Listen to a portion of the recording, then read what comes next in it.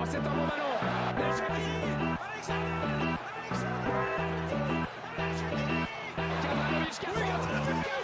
Nouveau tir de Vargas.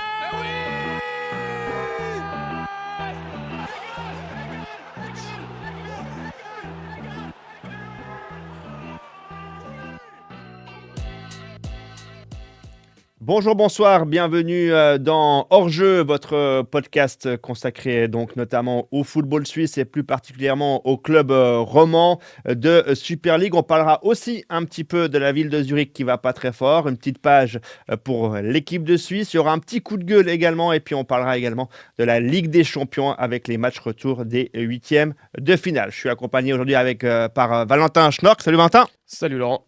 Et par Steve Guillot. Salut Steve. Salut les gars. Alors, on va rentrer dans le vif du sujet en parlant d'abord de la Super League et des clubs romans. On va commencer par le bon élève finalement de ce week-end, puisqu'il n'y a qu'un seul club roman qui a gagné. C'est bien sûr le FC Sion, vainqueur 2-1 à Zurich. On avait tous prédit une victoire valaisanne au Letzigrund. Alors finalement, c'est un train qui est arrivé à l'heure, Valentin. Pour moi, il y a eu une vraie démonstration de supériorité de la part du FC Sion. Avec pour le coup des choix un petit peu différents, où j'imagine qu'on va en reparler, mais avec Botelli qui a notamment été aligné d'entrée avec Nivokasi.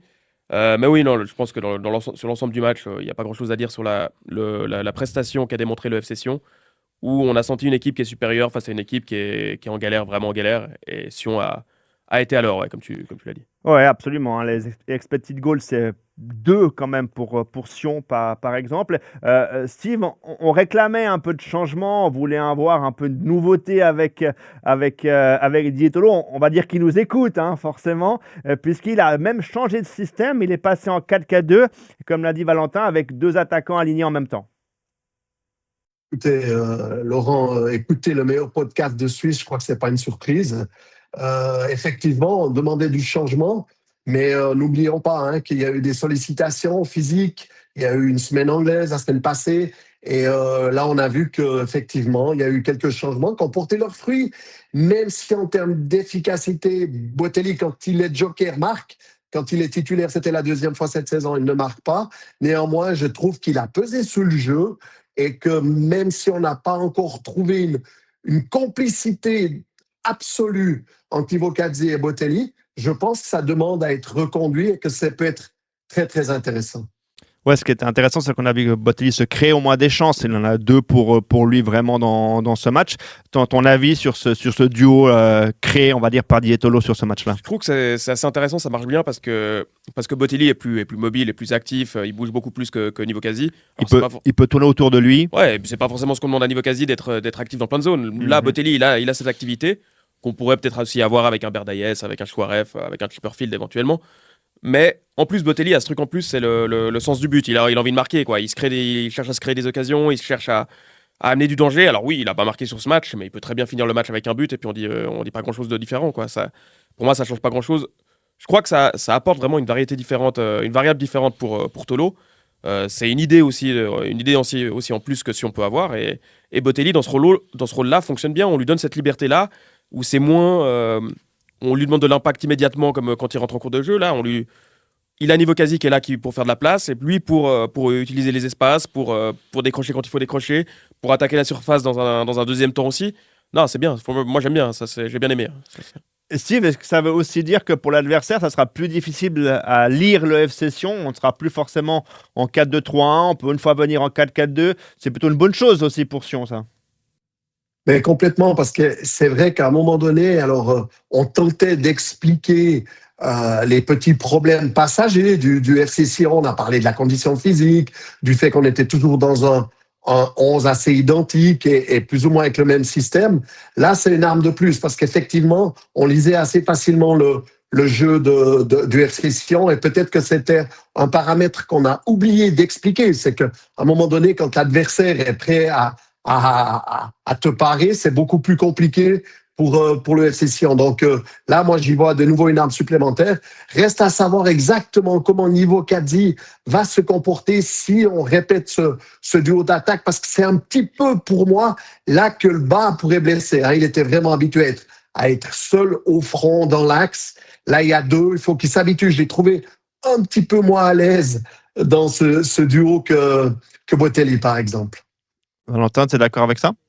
Moi, je sais pas, pour moi, ça m'inspire pas beaucoup de crainte. Niveau quasi, une fois que là, il y aura des centres, que c'est une équipe que si on domine un match, il va se créer des occasions, il va exister dans la surface. Moi, j'ai pas trop de soucis avec ça. Alors peut-être qu'il doit s'habituer, mais encore, enfin, c'est le rôle qu'il a, il change pas énormément. Celui de Botelli, qui doit plus s'habituer à un rôle où il a plus de liberté. Alors je pense que ça lui convient mieux aussi à Botelli d'être pas le seul neuf sur lequel s'appuyer.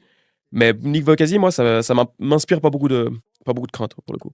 Il faudra revoir encore une fois Alors, bien ce sûr. duo parce que c'était entre guillemets une grande première. Par contre, Steve, Didier Tolo nous a pas écouté jusqu'au bout, a pas tout écouté parce que il a mis Dubosson finalement en charnière centrale et non pas So. Ben, tu sais quoi? Heureusement qu'il ne nous a pas écoutés du coup, parce que je trouvais que la première performance de Dubosson avait été de très très bonne qualité. Si je ne m'abuse, c'était contre le FC Thun. À Thun, il avait été excellent. Et écoute, pour moi, il a reconfirmé tout ce qu'on attendait de lui. Et c'est une solution supplémentaire que d'autres clubs romans, regardez mon regard, aimeraient avoir dans l'axe d'une défense. Donc, très intéressant. Et bravo Tolo. Écoute-nous sur des trucs, écoute-nous pas sur d'autres trucs. Ouais, il a 21 ans, on le précise, il sort justement du FC Sion. Une erreur quand même qui aurait pu entraîner un but pour le FC Zurich pour lui. Sinon, il a fait son match et je suis d'accord avec toi, Steve. C'est important aussi de lancer ces jeunes du FC Sion, tout simplement. Alors moi, je fais en guillemets mon mea culpa parce que je n'y ai pas du tout pensé la semaine passée quand on a évoqué la question. Puis en fait, oui, il y a quelque chose de naturel. Il peut jouer axe gauche. Il a une facilité technique par rapport à Noesso. Donc moi, très pertinent après, c'est pas un gamin non plus. Je crois que c'est un 2003. Il doit avoir 22 ans. Il a encore 21, mais il va bientôt avoir 22. Ouais. Alors, il est 2004. Donc non, franchement, c'est un joueur qu'il faut lancer maintenant. Si on ne lance pas maintenant, finalement, on lance jamais. Et il va falloir à un moment donné que si on sorte aussi des jeunes, alors on sait que le vivier n'est pas pareil qu'ailleurs, mais un bon travail qui a été fait ces dernières années. Je pense que Sion aura besoin de ça aussi, surtout s'il est dans une politique un peu plus de cohérence dans sa façon de construire le club, quoi. Sur ce match-là, Steve, la VAR a eu un petit rôle quand même avec le penalty pour le FC Sion. On rappelle que sur le terrain, l'arbitre avait donné simulation de Chouaref. Ton avis, est-ce qu'en effet, sur les images, tu donnes aussi penalty? Écoute, sur les images, évidemment, il y a eu contact, Laurent. Il y a eu contact, aussi léger soit-il, il y a eu contact. Et comme on a un nouveau paradigme, non plus celui du duel, mais du contact, tu peux donner penalty. Moi, je suis désolé, mais la réaction de l'arbitre, elle est quand même significative. Il donne une simulation, d'accord, 4 jaunes pour simulation. Évidemment, si tu regardes le mouvement de Chouaref, il part en avant. Tu sens quand même que à ce niveau-là, il est adroit et habile. Moi, je vais être franc avec toi, Laurent. La moitié des cartons rouges et l'autre moitié des penalties et la moitié de tout ce que la VAR décide, en fait, je donnerai pas, tout simplement parce que je viens d'un autre monde, d'accord, où le football était nettement plus viril qu'aujourd'hui. Et heureusement, ça a peut-être changé. On protège les artistes, mais à un moment donné, ça vient abuser. Je crois. Le problème de la VAR, c'est qu'il y a un arrêt sur image avec tout ce que tu peux imaginer. Je le répéterai très souvent. Et donc, tu as tendance à donner des fautes qui n'existaient pas de mon époque. Voilà. Donc, oui, tu peux donner, mais moi qui suis un footeux, j'ai de la peine avec ce genre de décision. Valentin, c'est vrai que aussi, est-ce que c'est faux finalement de juger ces actions-là au ralenti? Parce que peut-être qu'il y a contact, mais je suis d'accord avec Steve. Chouaref, il fait tout pour tomber. Il essaie pas vraiment de résister. Peut-être qu'à la fin, le penalty est juste parce qu'il y a contact, mais dans l'esprit, encore une fois, un peu du jeu, est-ce qu'on doit siffler ce type de faute? C'est faux parce que le football se joue à vitesse réelle. Mais ça. au-delà de ça, et encore, j'en ai déjà parlé dans ce podcast, je crois que les arbitres ont simplement, et avec la VAR, ont simplement besoin d'une facilité de décision. Donc, on les fait rentrer dans une binarité, contact, pas contact, en l'occurrence. Pareil pour la main, pareil pour d'autres aspects du jeu. T'as raison. Et donc, à partir du moment où il y a contact, ils peuvent pas faire autrement, même si le sentiment de l'arbitre, à mon avis, au départ est juste. Le fait bien sûr, qu'il joue le truc à fond pour aller chercher un penalty. Mais il sait très bien qu'il y a un contact, à mon avis, Chouaref, sur le moment. Il sent aussi le contact. Donc, il l'agrandit encore plus pour qu'on siffle en sa faveur, quoi. Ça, c'est pour se mettre toutes ses chances de son côté. Je pense que Chouaref a bien joué le coup. Et puis voilà, quoi. Mais c'est comme ça, ce que je dis, c'est la binarité de la VAR qui amène à ces réflexions-là et à ces décisions-là. Sur le penalty, Cololi, il le transforme, il le fait pas. On sait que ça a été un joueur de Zurich, mais ça remonte maintenant à quelques années. Est-ce que ça t'a dérangé qu'il le fait pas? Non, moi, ça me dérange pas parce que chaque joueur a son propre rapport avec les clubs qu'il est plus fréquenté. J'aurais été un peu plus gêné s'il n'avait pas fêté parce qu'il avait marqué contre Bâle. Enfin, il a fait 6 mois à Bâle. Donc, ça, c'est... Tout à fait, À ouais. Zurich, disons que c'est à Zurich qu'il est devenu un vrai joueur. Qu'il a fait ramener, il avait ramené, je crois, 1 million au club en plus à l'époque quand Avec le transfert. quand il part. Mhm. Non, moi, ça me choque pas plus que ça parce qu'en effet, à Zurich, il s'est développé là-bas. Je pense il s'est assumé, il a vraiment lancé sa carrière de joueur là-bas. Il a vécu ses meilleurs moments là-bas. Moi, ça me choque pas. Après, j'attends pas que Cololi, il ne fait pas contre Le Mans, il ne fait pas contre IB, il ne fait pas contre Bâle, il ne fait pas. Ok, il ne fait pas contre Zurich, ça me va. Contre Lausanne, on pourrait discuter encore, mais voilà, quoi. Steve, ton regard là-dessus, ça m'intéresse. Il a joué 3 ans à Zurich entre 2018 et 2021. Ça fait presque 5 ans maintenant. Est-ce que tu es sur la même lignée que Valentin? Complètement. Alors moi, je respecte plutôt ces joueurs qui ont une mémoire. Et en fait, lui, il l'a pas fêté de manière ostentatoire, mais ensuite, il l'a quand même fêté avec ses collègues qui sont venus autour de lui. Moi, j'ai beaucoup plus de problèmes avec ces joueurs qui le fêtent un peu trop et surtout quand ils vont devant les copes adverses. Ça me pose un problème. Mais là, en l'occurrence, je respecte totalement le choix de Cololi. Et par contre, moi, ça me dérange pas que Sanchez il fête un peu plus contre Lausanne parce que c'est aussi personnel, c'est aussi sa façon de vivre les choses à lui. C'est très individuel, C'est en intime, fait. hein, c'est Ouais. dans quelque chose d'intime, quoi. Absolument. Sur le but de Zurich, il faut le dire, faute de main de Ratchopi, j'ai envie de dire qu'on va vite l'oublier parce que sur l'ensemble de la saison, il est plus que très très bon. Il fait partie des meilleurs gardiens du championnat cette saison. Ouais. Parce que, et encore, moi, quand je juge les gardiens, je ne vais pas que sur la question des arrêts, etc. Je veux le gardien complet. Qu'est-ce qu'il fait vraiment? Qu'est-ce qu'il apporte à l'équipe? Tout le monde en ce moment parle de Capino à Winterthur. Il sort un nombre de parades indécent, mais il a une défense devant lui qui n'existe pas. Il a une équipe qui ne joue pas plus que ça. Donc évidemment, Capino se met en valeur. Je ne suis pas sûr qu'aujourd'hui, tu mets Capino à Sion, tu en tires beaucoup plus que ce que tu en tires de Ratchopi actuellement, quoi. Donc non, je pense que Ratchopi fait sa saison. Il a de la confiance et il en avait besoin parce qu'on se souvient quand même de ses derniers passages, que ce soit à Cologne, que ce soit à Hull City, que ce soit à IB, que ce soit. J'allais dire, même à IB, ouais. Enfin bref, il des galères, des moments galères, il en a vécu. C'est un très bon gardien de Super League. Je ne sais pas s'il peut aller voir beaucoup plus haut. Je pense qu'il peut être dans un top club de Super League. Après, c'est encore autre chose. Mais Sion a eu une très bonne idée de le prendre lui l'été passé.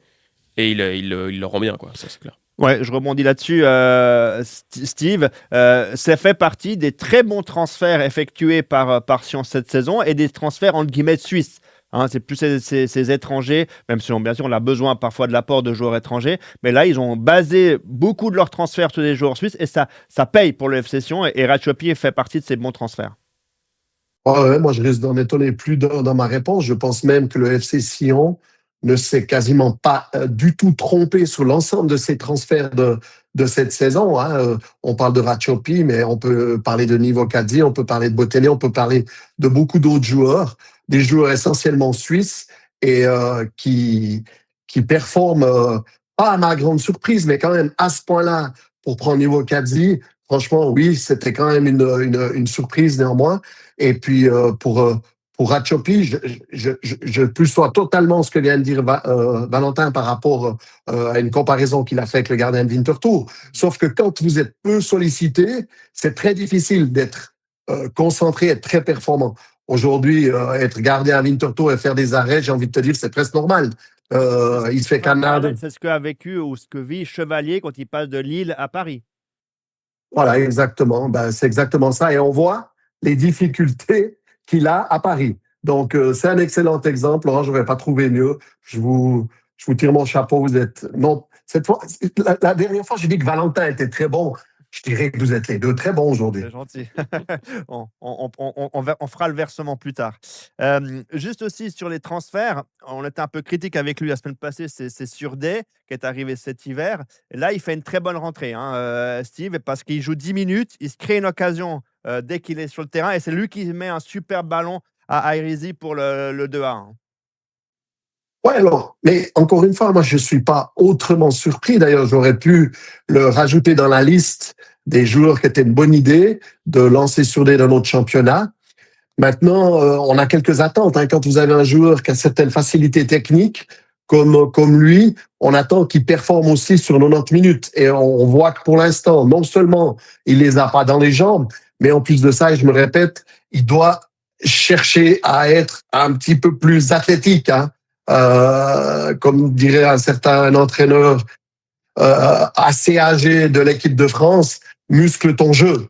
Muscle ton jeu, et quand il l'aura musclé, honnêtement, je pense que ça deviendra un joueur très, très intéressant de la Super League. Ça peut lui faire du bien d'avoir été décisif là sur son entrée, je pense. Ouais, non, l'entrée, elle est dure à analyser parce qu'il y a 10 minutes. Mais en 10 minutes, il fait deux choses intéressantes. Il obtient le corner et il transforme, il utilise le corner pour faire une passe décisive. Mm-hmm.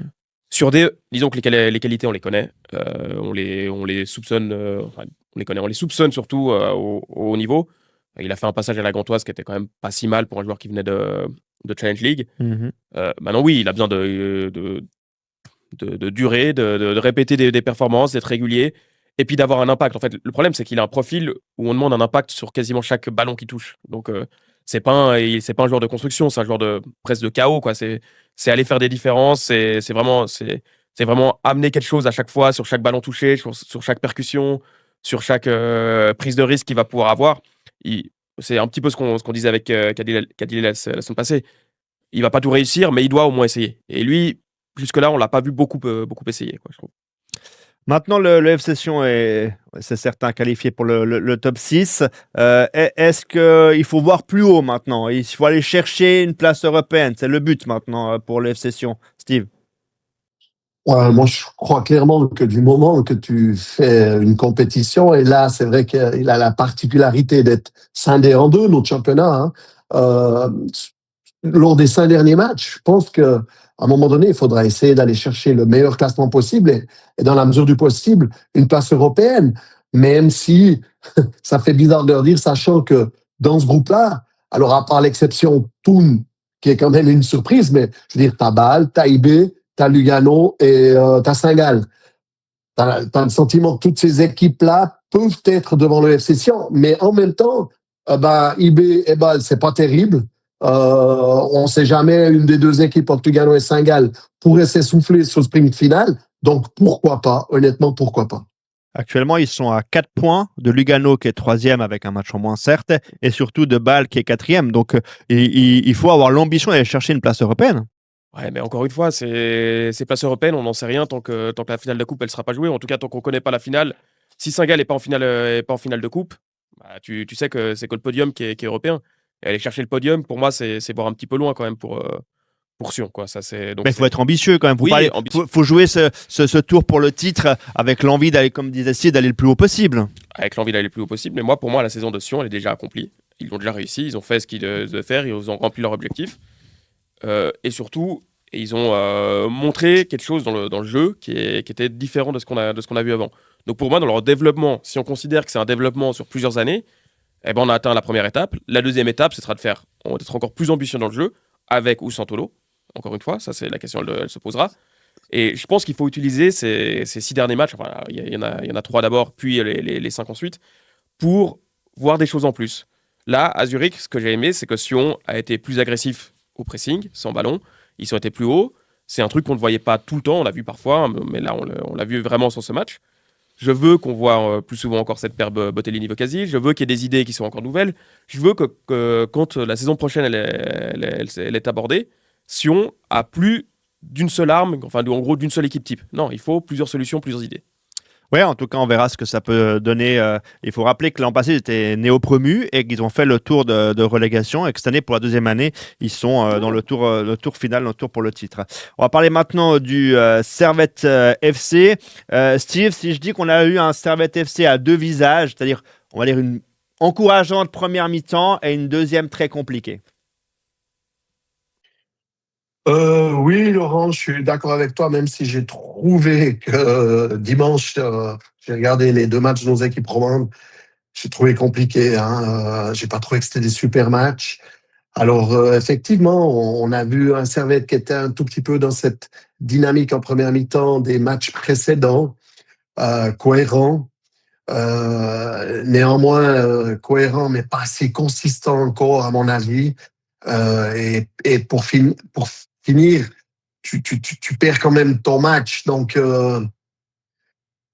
que dire si ce n'est que voilà, il y a encore ce baroudonneur. Hein, tu t'as un Servette à 10, t'as ce. Non, je dis une connerie là. Je suis en train de confondre les deux matchs, j'imagine là. Non, c'est Lausanne qui a fait ça.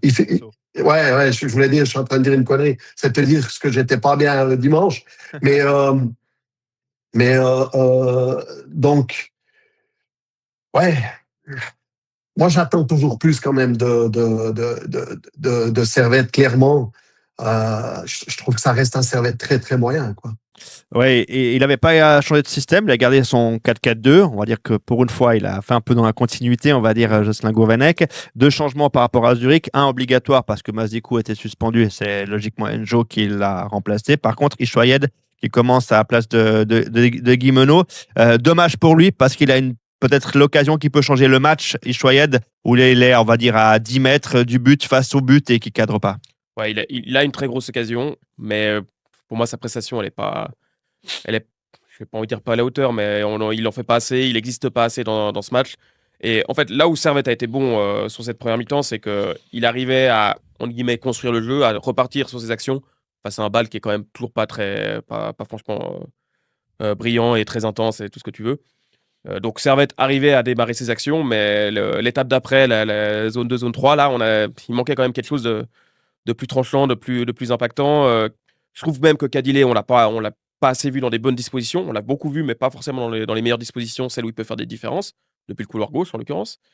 Ishouyed, il est passé au travers à part cette occasion. Stevanovic à droite, on l'a pas beaucoup vu. Finalement, c'est les postes entre guillemets défensifs ou les postes reculés qui se sont mis en valeur. En l'occurrence, alors les centraux qui pouvaient développer leur action et Konya qu'on a beaucoup vu. Pour le coup, Konya a fait un bon match. Hormis le premier but. Hormis l'erreur qu'il fait, Ouais. mais il fait, disons que le match, dans l'idée de ce que doit produire Servette, ça me va. Par contre, oui, je suis déçu par ce qui se passe au-dessus, donc dans la deuxième partie de terrain. Je suis déçu parce que je sais, et j'ai suffisamment vu Bâle ces derniers temps, que ce Bâle-là est franchement battable et tu peux le dominer. Et quand tu perds 2-0, alors oui, tu perds 2-0 très vite en deuxième mi-temps. Mais quand tu perds du 0, face à ce bal-là, tu dois croire que tu dois pouvoir encore le renverser. Et là, j'ai vu une maîtrise baloise un peu trop facile, un peu trop évidente par rapport à ce qu'on peut attendre par rapport aux dynamiques des dernières semaines. Et là, ça me gêne un petit peu plus. Alors, c'est vrai que dans la créativité, on va dire, comme tu le disais, dans la zone 3 de Servette, notamment en première mi-temps, il a aussi manqué beaucoup de choses. Alors, le jeune Ishoyed, on va le laisser faire aussi ses armes. Quand on demande des jeunes, on doit aussi accepter que par moment, on peut passer un peu à travers. Et c'est dommage pour lui qu'il ne cadre au moins pas sa reprise, parce que je pense que si le gardien fait un arrêt, on n'aurait pas le même discours. Mais là, de ne pas cadrer, et dans cette position, on va dire en soutien de l'attaquant, il doit faire mieux, ce jeune joueur. Mais toute l'équipe servettienne devait faire mieux dans la créativité. Ouais, clairement. Alors, même si on sent que Cadillé a quelque chose qui pourra vraiment servir sur cette fin de saison pour Servette, il n'a néanmoins pas été décisif, même si parfois d'autres auraient dû être décisifs à la suite de ses centres, parce qu'il a mis deux bons ballons dans les 16 mètres. Il y a un manque de consistance partout à Servette, et pas que devant, Laurent. Moi, j'aimerais prendre l'exemple de Steve Rouillet, qui pour moi symbolise un tout petit peu le Servette actuel.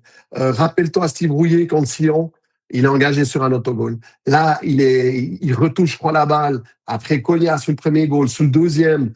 Pour moi, ce qu'il fait, c'est incompréhensible.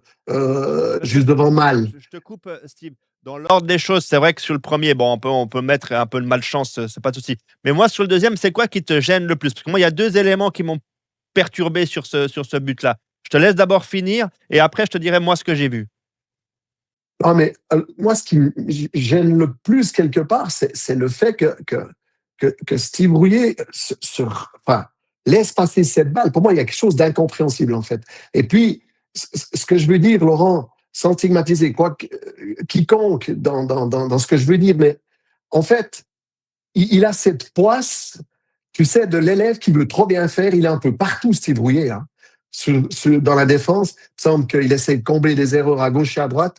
Puis en définitive, ça vient le mauvais élève, quelque part. Et je sens un Servette qui essaie d'être appliqué, mais dans le fond, il y a ce plafond de verre aujourd'hui, et peut-être qu'il y a une fin de cycle.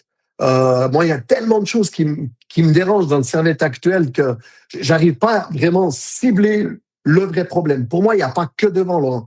Pour moi, au milieu, c'est moins huilé. Derrière, dans il y a chaque match, soit un autogol, soit une connerie. C'est impressionnant, quoi. Et comme disait Valentin, sur la deuxième mi-temps, face à un Bâle qui n'est pas si extraordinaire que ça, Bâle gérait son match, quoi. Alors, moi, ce qui me dérange, parce que je l'ai bien analysé, enfin, je l'ai bien regardé, après, ça à vous de me dire, mais si je l'ai bien analysé, mais moi, ce qui me dérange, c'est déjà la première balle que joue Steve Rouillet. Parce que si tu te rappelles bien, le coup franc de Shaqiri, elle arrive sur la tête de Rouillet qui remet un ballon plein axe de la tête. Et pour moi, pour un défenseur central de l'expérience de Steve Rouillet, il ne peut pas mettre ce ballon en plein axe du jeu. Il doit le mettre soit sur le côté, on va dire d'où vient le ballon, soit éventuellement de l'autre côté.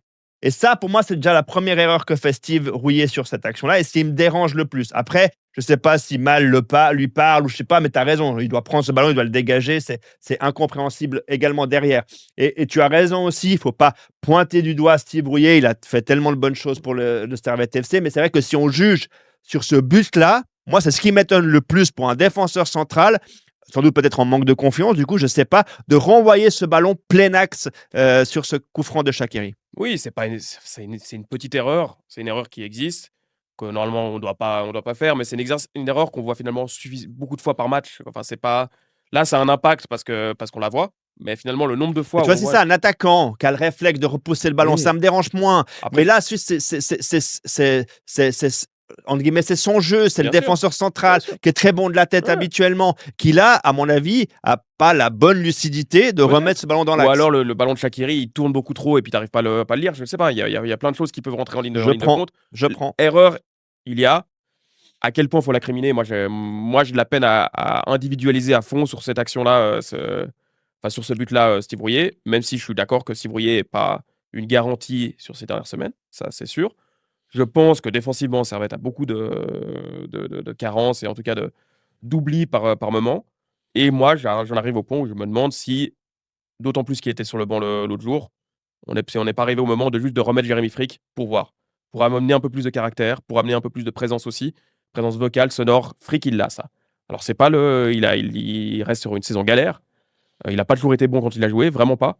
Mais pour le coup, est-ce que on est obligé de continuer avec Mal jusqu'au bout du bout là sur cette saison? Ça, je suis pas sûr. Steve, ton avis là-dessus? C'est intéressant. Ouais, écoute, évidemment, si Frick est en forme et puis hausse son niveau par rapport à ce qu'il avait pu faire dans ce championnat, pourquoi pas, hein. Mais parce que pour l'instant, moi, je trouve que sur cette saison, aucun des deux s'est réellement imposé comme un rempart impassable. Donc, je peux aller dans ce sens-là, mais est-ce que vraiment on est dans une bonne dynamique, sachant qu'il reste que 8 matchs? Est-ce que c'est le bon moment ou alors est-ce qu'on se dit...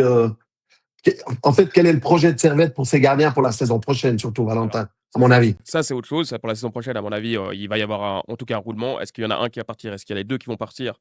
Ça, à mon avis, en tout cas, un qui part, je pense on y est. Maintenant, ce qu'il faut quand même considérer, que ce que je peux dire, c'est que oui, à un moment, a priori, Gourvenec, ces dernières semaines, a pensé à mettre Frick. Le problème, c'est que Frick est revenu de sa blessure. Il a rechuté avec des problèmes de dos qu'il avait déjà eu l'année passée. Il a dû se faire infiltrer et ensuite, son processus de reprise a été décalé. Il a joué avec les moins de 21 il y a 10 jours, sauf erreur, pour son match de retour. Là, c'était son premier match dans le groupe. Maintenant, ça fait un petit moment qu'il s'entraîne normalement et Gourvenec attend notamment de lui son caractère. C'est surtout la question du caractère qui rentre en ligne de compte. Il considère que son équipe, en tout cas c'est ce que je comprends, il considère que son équipe manque un petit peu de caractère et notamment Donc, aux entraînements et aux matchs. Saint-Brieuc contre le Guettier, toi, tu veux Frick dans les buts. si on pense qu'il est bien, je pense qu'il faut y penser. Si lui aussi il considère qu'il est bien, même si lui, je pense qu'à mon avis, à tout moment, il considérera qu'il peut jouer. Heu et parce que moi, en fait, Mal, je le trouve vraiment pas bon cette saison. Je trouve que non seulement, dans ses cages, il est pas toujours, parfait, mais au pied, il est vraiment très emprunté face à des équipes qui pressent un petit peu et je pense que Getsé peut presser un petit peu. Je me demande si on peut pas, mettre Frick, même si c'est pas forcément son avantage premier, le jeu au pied, mais au moins le jeu long, il est un peu plus, approprié, un peu plus efficace que celui de Mal. Alors, si on reprend quand même juste les 3 buts encaissés par Servette, il y en a 2 sur corner et un sur, du coup, sur coup franc, c'est-à-dire sur 3 balles arrêtées, et 3 fois, le ballon revient à l'oreille des 16 mètres où il y a pas de «genevois» entre guillemets, mais à chaque fois un Balois. Si je prends le dernier corner, c'est un corner qui est joué à 2, il y a qu'un seul Servettien qui sort, donc du coup, c'est un 2 contre 1 facile pour IB à jouer. Est-ce que c'est un problème de préparation du côté de Servette pour toi, Steve? Préparation des balles arrêtées, on va dire adverse, ou c'est une mauvaise lecture aussi des joueurs sur le terrain par rapport à ce que Bâle est en train de mettre en place? Non, mais moi, je ne peux pas imaginer qu'à ce niveau-là, on ne soit pas préparé, surtout sur les balles arrêtées, parce qu'il n'y a rien de plus facile que de préparer les balles arrêtées. J'entends, ça, c'est pas, on n'est pas dans une situation dynamique de jeu. Donc, pour moi, il n'y a pas de problème. Non, je crois qu'effectivement, Servette doute beaucoup et que quand en face de toi, tu sais que l'élément balle arrêtée est tellement important dans le jeu offensif et qu'il peut te débloquer un match, que les équipes qui les tirent, souvent les tirent très très bien, la plupart du temps, et qu'il y a danger. Et que Servette, face au danger, ben, doute trop et a de la poisse, et c'est un ensemble de choses. Mais si tu n'es pas préparé à ce niveau-là sur balle arrêtée, alors c'est une faute professionnelle pour moi. Servette est préparé sur balle arrêtée. Oui, c'est sûr qu'il les prépare. C'est Bojan Dimic qui s'en occupe. Donc, c'est-à-dire que les joueurs ne sont pas attentifs, hein. Ils sont pas attentifs, ou alors la situation qui a été anticipée l'a changé aussi. Peut-être que Bâle a changé. Pour être très honnête, j'ai pas analysé la différence, les coups de pied arrêtés ces derniers temps à Bâle. Ce que je peux aussi imaginer, c'est que Shaqiri n'était pas là les dernières semaines, qu'il y a peut-être eu une adaptation avec son retour, par exemple. Ça peut être aussi une idée, une possibilité. Après, c'est des questions c'est des renvois en fait qui impactent plus là. C'est pas parce que sur la trajectoire défensive, ils y sont, les Servettiens. C'est pas sur le premier ballon, on va dire. Ouais, sur le premier ballon, ils y sont. Donc c'est plus la question du renvoi et la question de la zone. Comment est-ce qu'elle est quadrillée derrière la zone du deuxième ballon. Sur le troisième, c'est encore autre chose. On est en fin de match. Servette vient de marquer. Il y a peut-être un esprit différent qui se met en place. Oui, puis il y a aussi, il faut le dire, un peu de malchance. Sur le premier, comme tu as dit toi, Steve, c'est dévié par 2 joueurs. Sur le troisième, je crois que c'est même un contre qui permet à ce que le ballon revienne sur Metigno. Mais c'est surtout le fait de peut-être de ne pas lire, encore une fois, moi je pense que les joueurs ne lisent pas la situation. Et qu'un seul Servettien sort sur un corner joué à 2, ça fait un 2 contre 1. C'est plus facile pour le Balois. Là, il doit réagir différemment, à mon avis, les joueurs. Ouais, mais il faudrait revoir. Est-ce que sur le troisième but, il n'y a pas un mec en plus qui est resté devant parce qu'on se dit qu'on peut aller marquer le 2-2? C'est une très bonne remarque. Pas, il y a peut-être des situations. C'est une très bonne remarque. Je m'engagerai pas plus que ça. Non. Mais je peux considérer qu'à ce moment-là du match, malheureusement, l'interprétation des joueurs, elle change un petit peu par rapport à une première mi-temps, enfin, un match qui est encore fermé, quoi. Même si les buts sont arrivés, les 2 premiers, en fin de première mi-temps et en début de deuxième, est-ce que tu aurais fait un autre style de coaching, toi, Steve? Est-ce que tu aurais peut-être déjà changé à la mi-temps? Parce qu'encore une fois, ce n'était pas un grand FC Bâle après 45 minutes de jeu. Là, il y a les premiers changements, c'est pratiquement à l'heure de jeu. Et alors, écoute, si je te dis oui, on est dans le paradoxe de dire que Servette a plutôt fait une bonne première mi-temps et que faire des changements à la mi-temps, souvent, c'est punitif la plupart du temps. Ou alors, tu as un joueur qui n'est pas à 100% et qui demande d'être changé. Est-ce que vraiment, à la mi-temps, tu dois punir Servette et quelques-uns de ses joueurs? Non, je crois pas. Par contre, ce qui est ennuyeux, surtout, c'est le but très rapidement en deuxième mi-temps. Ça, lui, il est ennuyeux. Vraiment. Toi, tu n'aurais pas remplacé, par exemple, Aïe par Mraz plus vite, hein? Non, parce que je pense que, encore une fois, le premier mi-temps est bonne. Et surtout, à mon avis, dans la façon dont réfléchit Courvenay, qui se dit qu'on est dans le plan de jeu. Malheureusement, tu te prends ce but. Évidemment que ça a un impact. Mais a priori, si tu continues ton match comme tu l'as engagé, tu as de grandes chances de revenir et de marquer les occasions que tu as loupées, quoi. Donc, après, tu amènes un impact différent. Moi, je peux à la rigueur être plus gêné par le choix de mettre Ishouyed au début du match plutôt qu'un Diallo ou qu'un Guibono. plutôt que ces décisions à la mi-temps. Du coup, c'est quand même Servette, 2 victoires en 12 matchs en 2026. C'est vraiment pas un bon bilan. Non, on va peut-être acter maintenant le fait que c'est une saison ratée de la part de Servette, qu'elle appelle des remises en question à bien des niveaux, que ce soit en termes au niveau des dirigeants, au niveau des questions de recrutement, au niveau de Gourvenec aussi, qui se remettent un petit peu en question par rapport à l'adaptation qu'il a eue de la Super League du contexte servettien. Je pense que maintenant, il faut tirer les conséquences de ce qui s'est passé ces derniers mois. Considère et j'estime que ça va bouger assez rapidement, en tout cas en coulisses, pour définir le nouveau Servette de l'année prochaine. Mais je crois que là, vu le niveau comptable, c'est assez clair que, d'autant plus s'il devait gagner contre Getse ce samedi, bah, tu peux te projeter un petit peu sur la suite et prendre les décisions qui s'imposent, quoi. Donc pour toi, très clairement, toi, tu aimerais par exemple qu'il y ait un directeur sportif ou qu'on reste sur cette cellule sportive qui existe déjà et qu'on la renforce avec un élément supplémentaire. Qu'est-ce que tu préfères, toi? Au-delà de ce que je préfère, c'est ce que je sens venir. Je pense qu'il y a un directeur sportif qui va arriver à Servette. Je pense qu'il y aura une commission sportive aussi autour de lui qui sera mieux ou fournie différemment, en tout cas. On sait déjà que Gérard Bonneau, a priori, va partir, que c'est probable qu'Alain Geiger aussi. Enfin, avoir Johan Loch, qu'est-ce qu'il adviendra de lui. Qu'il y ait des mouvements dans ce Servette-là, ça semble assez clair. Notamment à bien des niveaux, hein, pas seulement au niveau de la direction sportive, aussi au niveau de la direction tout court. Mais donc non, il va falloir que Servette, à mon avis, se modernise un petit peu dans sa façon de recruter, parce que le recrutement est très important pour Servette en termes de ressources finalement. Pour créer des ressources, il faut que leur recrutement soit meilleur, quoi. Ouais, on va passer maintenant à l'autre club lémanique de cette Super League, c'est le Lausanne Sport. Il y avait encore un maigre espoir, Steve, pour participer à ce top 6. Cet espoir s'est envolé tout simplement dimanche en perdant contre l'adversaire qui était devant eux au classement, c'est-à-dire Young Boys, sur le score de 2-0. Ouais, j'ai envie de te dire, on voyait venir le truc quand même, quoi. Ces dernières semaines, c'était K1, on s'est accroché essentiellement à l'arbre qui a caché la forêt, c'est-à-dire l'Europe. Mais même là, le LS peut avoir des regrets. Et finalement, on voit les limites de la politique du LS en termes de gestion d'effectifs. Hein. Il y a de jeunes joueurs. Mais Janet, un week-end, on va parler que de Janet. Et puis aujourd'hui, il est passé complètement à côté de son match. Donc on voit qu'il y a pas mal d'irrégularités. Moi, je demandais de revoir Diakité sur un couloir, ce qui a été le cas parfois ce week-end contre IB. Mais on le voit nettement moins efficace que le début de saison, hein, où il avait ultra performé. Et puis il a une tendance à dézoner, à revenir dans l'axe. Où il y a beaucoup de monde. Ouais, non, c'est. Puis bon, on va reparler un petit peu de la formule qui n'est plus du tout magique de Peter Zeidler avec quelque part ce losange qui, à mon avis, est une façon de faire. Moi, écoute, Laurent, j'ai pris quelques notes à la 21e minute. IB tente de reconstruire. Je vois Peter Zeidler au bord du terrain, je vous le montre. Hein, il est comme ça. Et tu sais, pour dire, faites un pressing. Et les gars, ils font un pressing, mais à contre-temps, mais ils le font quand même. Et ça dure 20-30 secondes.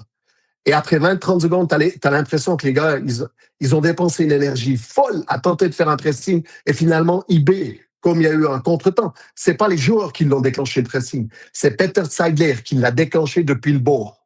D'accord? Et tu sais, après, il s'écarte, là, il avait cette casquette. Enfin, non, mais ce que je veux dire, c'est. Ouais, mais Steve, il y a beaucoup. Ce qu'on a dit les autres fois, c'est qu'on ne reconnaît pas la vraie équipe de Peter Zeidler avec ce LS-là. Nous, on l'a connu quand on était ensemble, quand il était à Saint-Gall, quand il était à Sion, c'était ce pressing, ce contre-pressing, ces joueurs qui venaient mettre sous pression en permanence l'adversaire. J'ai l'impression qu'il n'arrive pas pour le moment à mettre ça en place du côté de Lausanne. Ah, mais Laurent, la question, hein, on en parle souvent avec Gourvenec. D'accord? Est-ce qu'il a fait des bons choix avec la qualité et les profils de joueurs qu'il avait à Servette? C'est la même chose. Est-ce qu'aujourd'hui, le LS, avec les joueurs qu'il a, d'accord, est-ce qu'il a les joueurs pour jouer de cette manière-là? Je m'excuse, mais il n'a pas un cœur clair d'accord, qui te déclenchait le début du pressing, et puis qui était à moitié timbré. S'il fallait faire une faute, il en faisait une. Je dis, il y avait une énergie qui se propageait sur le reste de l'équipe. Là, Lausanne, excuse-moi, il y a pas ce joueur-là. D'accord, il y a un peu Roach, mais c'est pas encore du cœur clair. Donc, non, moi, je crois qu'aujourd'hui, il se trompe de chemin avec cette envie de jouer comme ça.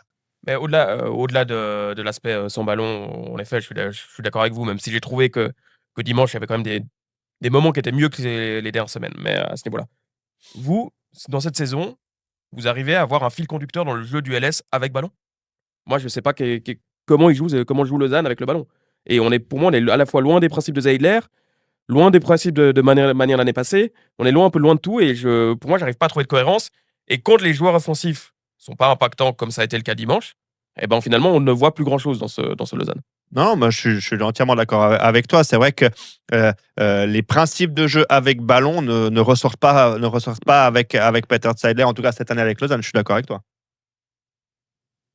Bon, je vais pas lui tirer une épine du pied, mais je le répète, jusqu'à il y a pas si longtemps, tant que le marché du mercato était ouvert, je veux dire, chaque semaine, tu avais un nouveau joueur qu'il fallait intégrer. Et on sait que la continuité dans le foot, elle est ultra importante, et que ça peut un peu expliquer ce manque de rouage huilé au niveau du jeu offensif. Maintenant, Laurent, moi, je vous pose une question. Est-ce que si Sanchez joue avec Lausanne ce week-end, est-ce que finalement le résultat ne serait pas inversé? Parce que moi, je vois un Lausanne dans la difficulté, mais IB aussi, malgré tout. Et le joueur qui fait la diff, il s'appelle tout simplement Sanchez. Hein. C'est ça, même pour moi, ça corrobore l'idée que dans ce Lausanne-là, c'est l'impact très individuel de certains joueurs offensifs qui font la différence dans certains matchs. Ça peut être Diakité, ça peut être Janet, ça peut être Lequery, ça peut être Belloko sur certains matchs aussi. C'est plus là. Maintenant, évidemment. Belloko, t'es gentil. Hein. Ouais, Belloko, c'est un peu moins. Il a eu quelques matchs qui étaient bons. Hein. Mais non, mais je suis d'accord avec toi qu'il y a eu beaucoup de roulements, que c'est dur à avoir de la continuité. En plus, il y a eu la Coupe d'Europe qui l'a sans doute pas servi sur la première partie de saison. À mon avis, de devoir jouer tous les 3 jours avec cette équipe-là, c'est pas loin d'un exploit ce qu'il a fait. C'est vrai qu'il faut mettre du crédit aussi à ça. Faut pas avoir le focus que sur la Super League, mais ce qu'il a fait avec cette équipe-là en Coupe d'Europe, sortir le Beşiktaş, battre la Fiorentina, c'est quand même si c'est pas une grande priorité. Sortir dans les 16 premiers. Ouais, tout à fait. Ok, voilà. Donc non, mais je suis d'accord avec toi. Et puis alors, évidemment, IB a bien de la chance que sur leurs 3 dernières victoires, ils sont très vite à 11 contre 10 parce que c'est très ennuyant à regarder. On en a parlé un peu la semaine passée. Exactement. Mais ouais, non, enfin, IB, ça va pas. Par contre, en parlant de continuité, c'était exactement le même 11 qu'à Grasshopper, du côté de Peter Zeidler. Donc là, il a essayé en tout cas de garder une certaine continuité dans son 11 qu'il a pu aligner sur 2 matchs de suite en championnat. Oui, écoute Laurent, quand il y a trop de changements, on fait des reproches. En réalité, aujourd'hui, dans le contingent du LS, est-ce que vraiment, combien de joueurs peuvent prétendre commencer le match? C'est ça la question qu'on peut se poser. Et pas tant que ça non plus. Moi, je pense qu'aujourd'hui, on a une équipe peut-être en devenir, peut-être.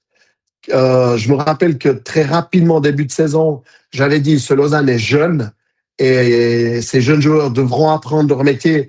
Ce que la Super League peut te permettre, mais pas tout le temps. Et là, en l'occurrence, du moment que tu stagnes, et moi je trouve que si on fait l'analyse, et vous l'avez très bien fait, de l'ensemble de la saison, on a une saison correcte, d'accord? Parce qu'il y a beaucoup de paramètres à tenir en compte lorsqu'on fait l'analyse d'une saison, et notamment l'Euro. Le public a quand même eu des émotions avec la Coupe d'Europe, par exemple. Clairement. Mais là, nous, on se voit une fois par semaine et on fait le point une fois par semaine. Et il y a un focus actuel. Et là, il faut l'avouer que par rapport à la première partie du championnat, moi, j'ai l'impression que le LS ne progresse plus. Au contraire, il a même une tendance à régresser. Oui, et puis moi, ce qui me gêne, c'est surtout que sur ce match d'IB, tu as un stade qui est bien rempli. Moi, j'ai l'impression que l'équipe en tant que telle, elle n'a pas pris la mesure de l'impact que pouvait avoir ce match sur la suite de la saison. c'est quand même un match où tu peux basculer peut-être dans une bonne dynamique. C'est ce qu'a dit Peter Sadler après le match d'ailleurs. Voilà, ça me gêne un peu plus. C'est plus à ce niveau-là que je suis embêté sur ce match. Après, sur la production du jeu, etc., c'est encore autre chose. Si on reprend les deux buts encaissés, tu sais, Steve, j'aime bien faire le à qui la faute.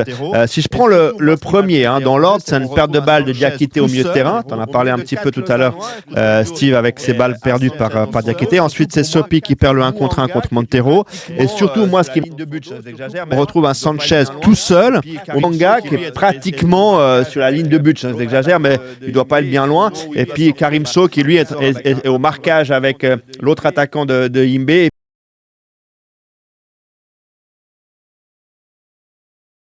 puis au moment où il doit sortir, il sort avec un temps de retard. Donc si toi, tu devais pointer du doigt un joueur, tu pointerais qui?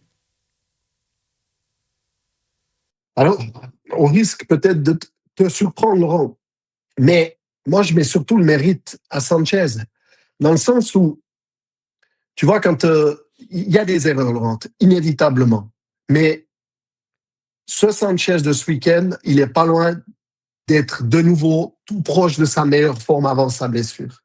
Et que quand tu as des joueurs qui sont inspirés, ils trouveront toujours, quel que soit l'espace. Tu ne peux pas le laisser seul comme ça. Il faut mais oui, mais bien sûr, mais tu as raison, Laurent. Mais il ne faut pas oublier que ces joueurs qui ont cette classe supérieure, ils arriveront toujours à trouver le mètre carré de libre.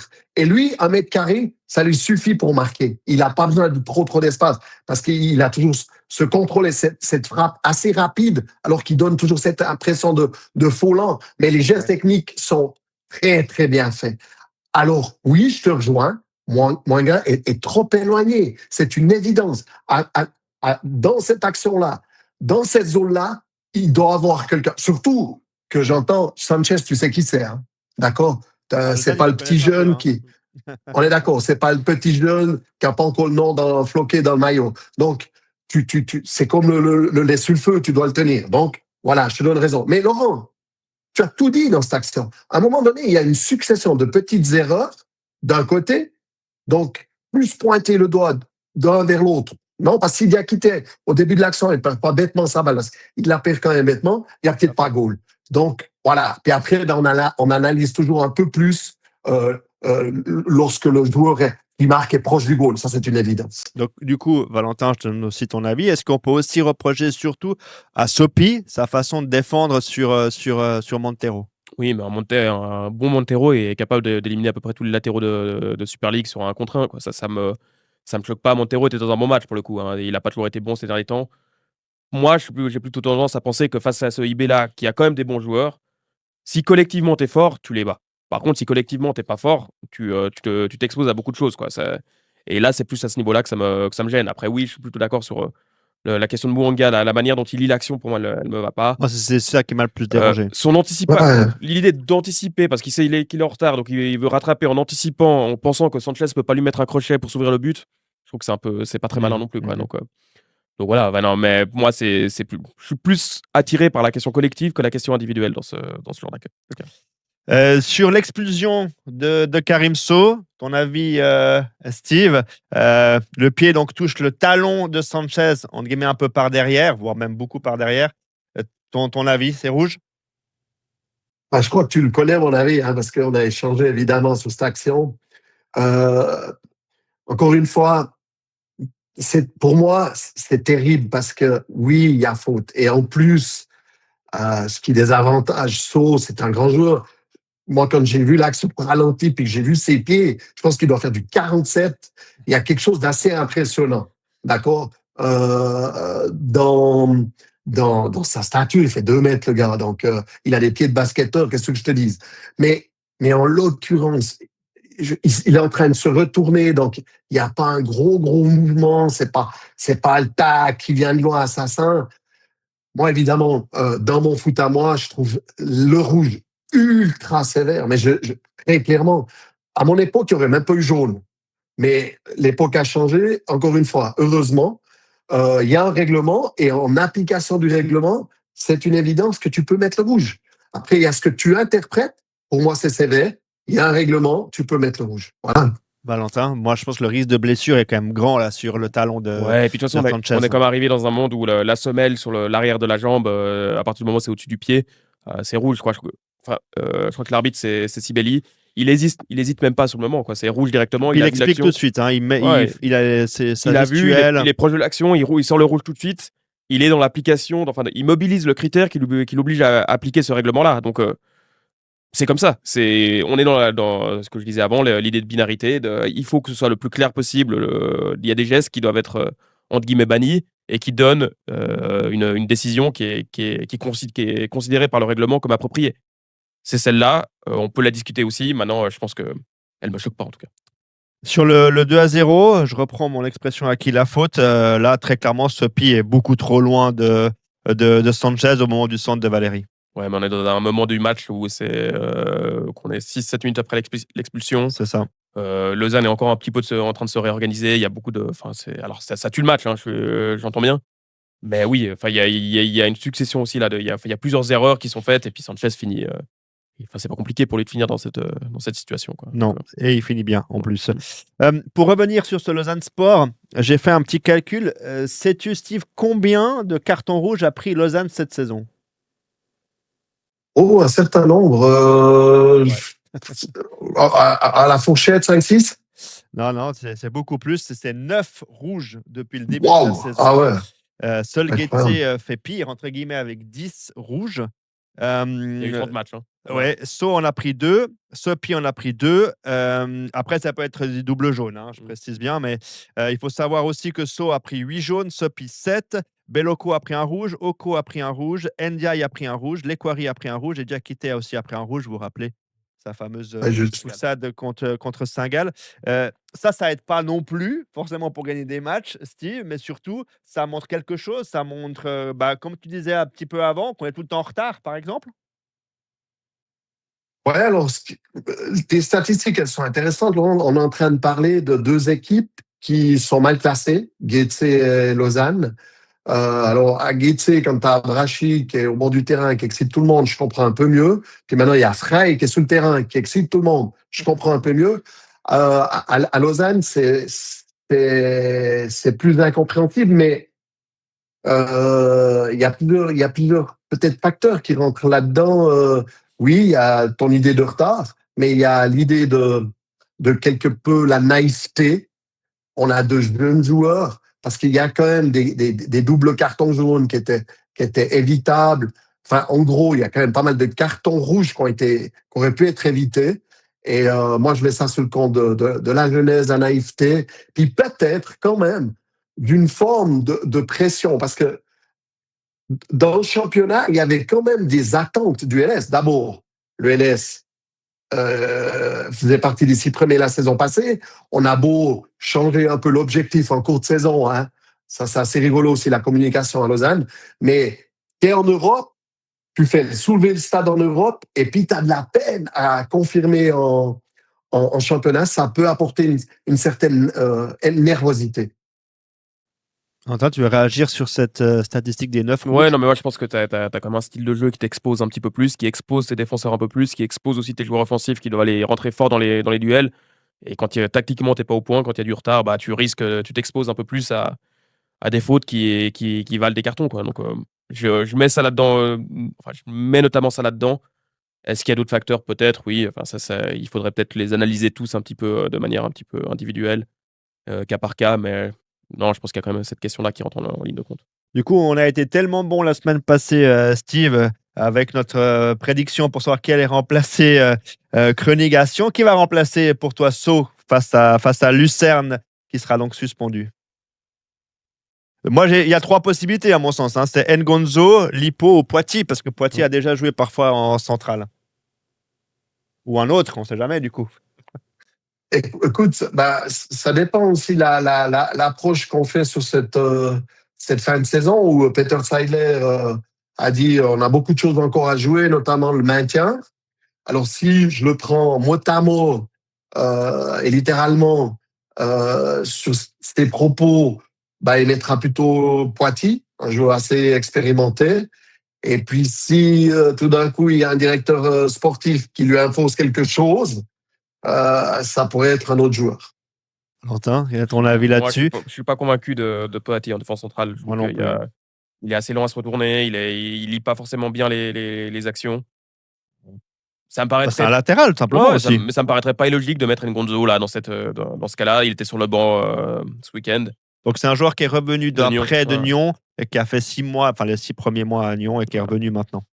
Écoute, je pense qu'il a quand même le profil pour être lancé dans cette situation-là. Bon, l'avantage, c'est que ce sera un jeune parce que Ngonzi, c'est un joueur, Ngonzo, pardon, c'est un joueur formé du côté de Lausanne. Lipo avait joué ce fameux match contre Thun où il avait aussi été très très bon. Donc, je pense qu'il faut, à un moment donné, il faut aussi oser le relancer. Hein, pourquoi pas, hein. Ouais, après, il y a la question des moins de 21 à Lausanne qui se pose Oui. aussi. Et donc, je C'est pense vrai. qu'il C'est a vrai. aucun impact là-dedans.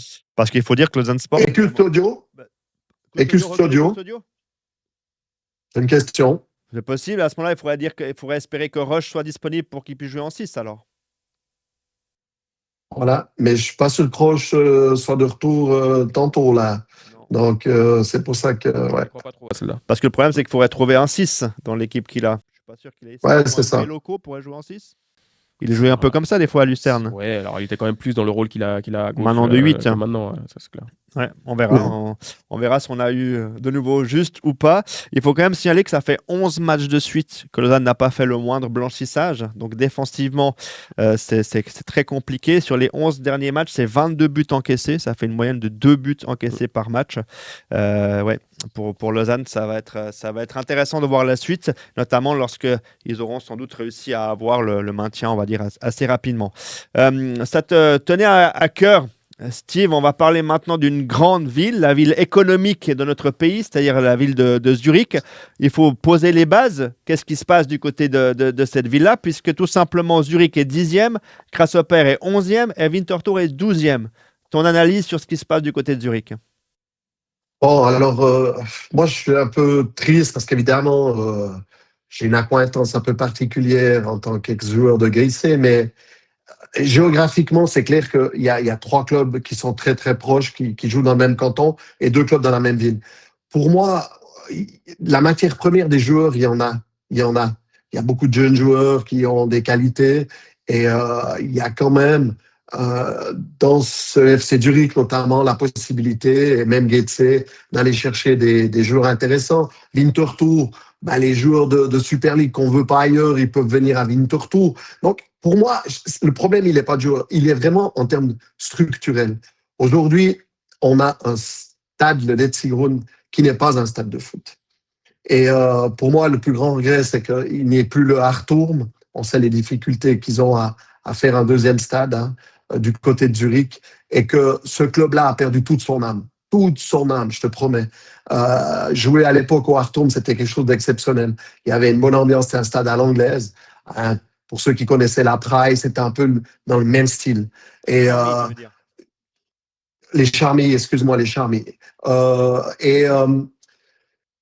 Ce qui est dramatique, c'est qu'aujourd'hui, j'ai l'impression que le supporter de Getse, il ne s'identifie pas à Getse. C'est qu'il ne peut pas être supporter du FC Zurich. Tu vois la nuance. Et tu deviens supporter de Getse par défaut. Et en parenthèse, ces 3 clubs ont changé leur entraîneur cette semaine. C'est Jai Blenner qui a été licencié. Et ces 3 clubs vivent des moments mais terribles. En souffrance, alors qu'il y a un potentiel public, notamment au FC Zurich, qui est important. Mais ce stade, moi, je vais volontiers voir un concert au Letzigrund, mais pas un match de foot. Et je pense que, ouais, mais il y a vraiment un problème structurel. Et tant qu'ils devront partager ce stade, pour moi, les clubs seront en souffrance, vraiment. Et juste, puisque tu adores les stats, Laurent, si tu additionnes les points des 3 clubs zurichois, ils arrivent juste à être devant Thun qui a 71 points, parce qu'il a fallu la victoire du FC Thun ce week-end pour qu'ils en aient 74. Donc, c'est à dire que ça va très, très mal à Zurich. Alors, est-ce qu'on peut faire un rapprochement aussi rapide, entre guillemets, que c'est qu'un problème de stade? Est-ce qu'à un moment donné aussi, pour un pays comme le nôtre, c'est-à-dire la Suisse, on ne peut pas avoir, en matière de qualité de joueurs, 3 équipes de Super League pour pouvoir récupérer, on va dire, les meilleurs Zurichois? Est-ce que ce n'est pas une réalité aussi, tout simplement ça? Ou c'est que le stade? Alors, je pense qu'il y a le stade là-dedans. Je pense qu'il y a des cas individuels pour Winterthur. Son destin, c'est pas d'être un grand club de Super League. À Getse, malheureusement, actuellement, ça fait déjà quand même 10 ou 15 ans que la déchéance est entre guillemets actée. Moi, je suis plus gêné par ce que fait Zurich, ou ce que ne fait pas Zurich, ou ce que fait mal Zurich plutôt. Je pense que eux, c'est le gros club. Eux, ils ont une grosse base de supporters. Eux, ils ont il y a une âme qui est très forte autour de ce club. Et eux, il y a surtout beaucoup de mauvais choix de direction, de dirigeants. Enfin, le passage de Malenovic, là maintenant c'est les entraîneurs. Chaque semaine, il y a un changement dans le staff technique ou le staff qui est autour de la première équipe. Là, c'est Von Lanten la semaine passée qui est parti, qui était adjoint de Ediger. Bref, il y a beaucoup de choses qui ne vont pas au FCZ. Parce que pour ce qui est du vivier des joueurs, Zurich ne regarde pas que Zurich. Zurich regarde, je crois que Getse est avec Schaffhouse dans le partenariat en termes de formation, donc ça va déjà plus loin. La région argovienne, quand même, elle n'est pas si loin de Zurich. Il y a même le début de la région saint-galloise. Enfin, il y a quand même un champ des possibles qui est énorme pour le FCZ. Et c'est pas une question de formation pour moi. Au contraire, je pense qu'on travaille bien au niveau de la formation un peu partout là-bas. Mais par contre, avoir une stabilité dans les premières équipes, je mets un petit peu Winterthur à part parce que pour moi, c'est vraiment différent. Mais alors, juste, je te coupe. Pour toi, Winterthur n'a rien à faire en Super League. C'est un club qui doit être entre 11e et 12e de Super League, ou entre 1er et 2e de Challenge, comme Haro, comme, si on veut mettre Vaduz là-dedans, même si j'ai un peu de peine avec Vaduz.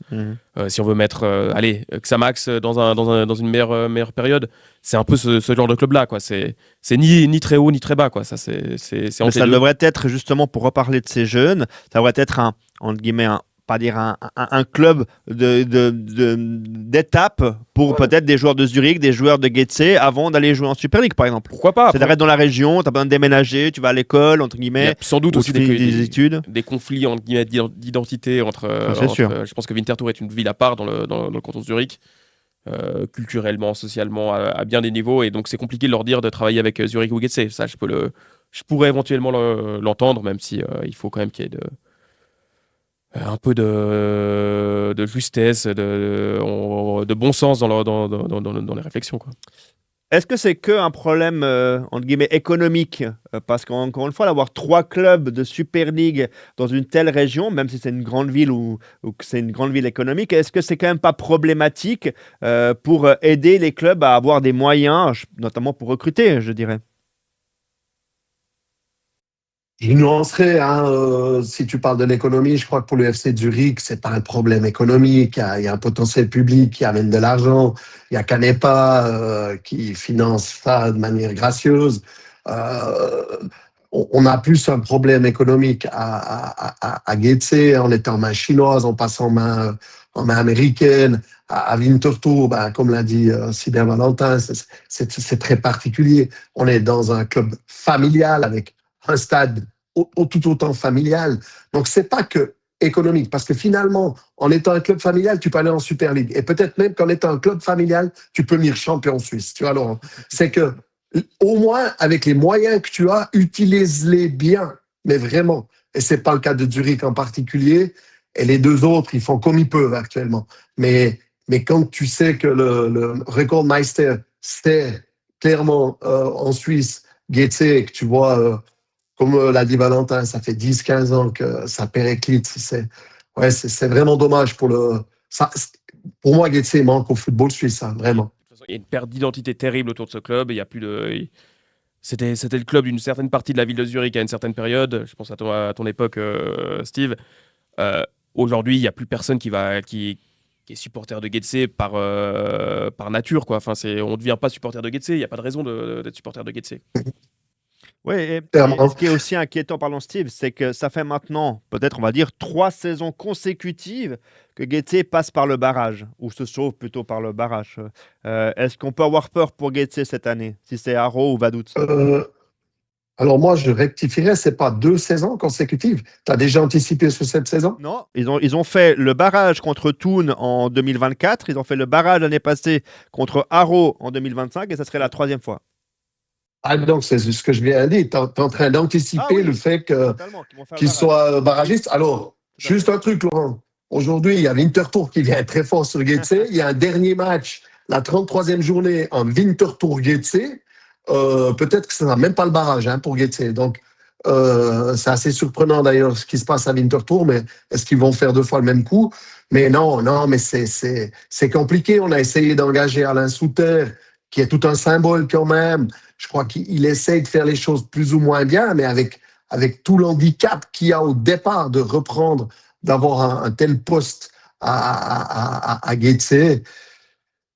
Ouais, pour moi, de toute façon, le club a eu un enterrement de luxe le jour où on a fermé le Hartum. Parce que vous vous rendez même pas compte, ce club, la force de ce club, il y avait ce qu'ils appellent le Donnerstag Club, c'était le club du jeudi où on rencontrait les grands sponsors, les Werner Spross, des gens qui avaient une puissance économique incroyable. Et ce club-là, à cette époque-là, économiquement, était vraiment le premier club de Suisse. Il n'y a rien qui rivalisait financièrement. Puis aujourd'hui, on peine à lier les deux bouts, comme on dit, c'est très surprenant, quoi. Getse, Steve l'a dit rapidement, ça fait partie depuis maintenant janvier 2024 d'un groupe américain qui est le LFC Group, donc c'est le club de Los Angeles en MLS. La seule chose, c'est que Getse a la moyenne d'âge la plus basse du championnat. Non, mais Voilà. après, si on parle football, jeu, enfin ce qu'on voit sur le terrain, Getse, je trouve pas que ce soit catastrophique. Enfin, il y a vu. Ça va mieux ces derniers temps. Ouais, En début de saison, c'était quand même compliqué. Oui, une fois que l'équipe elle s'est formée, que Scheiblener, quand même, qui faisait pas un si mauvais travail, a mis en place son équipe. Il y avait des moments où ils étaient très intenses, des moments où ils sont un peu. Et là, ils viennent de le virer. Ils viennent de le virer. Alors ça m'échappe un petit peu, mais bon. Mais t'as des joueurs qui sont quand même bons, hein, Plange, Aspiensen. Enfin, t'as des éléments qui peuvent être intéressants dans cette équipe. Donc, moi, je suis plutôt pas optimiste, mais je suis pas très inquiet pour Getse s'il devait jouer contre un Raw, par exemple, ou un Vaduz en barrage. Parce que je trouve qu'il y a quand même des choses qui sont cohérentes. Ils ont un gardien qui est quand même plutôt bon pour la Super League, Amel. Derrière, il y a quand même des joueurs qui sont intéressants. Diaby, c'est quand même intéressant. Même si c'est pas toujours parfait, c'est toujours bien. Donc franchement, pour le coup, je suis pas si inquiet. Maintenant, il faudrait pas qu'ils aient des blessés, il faut pas qu'il y ait des absents.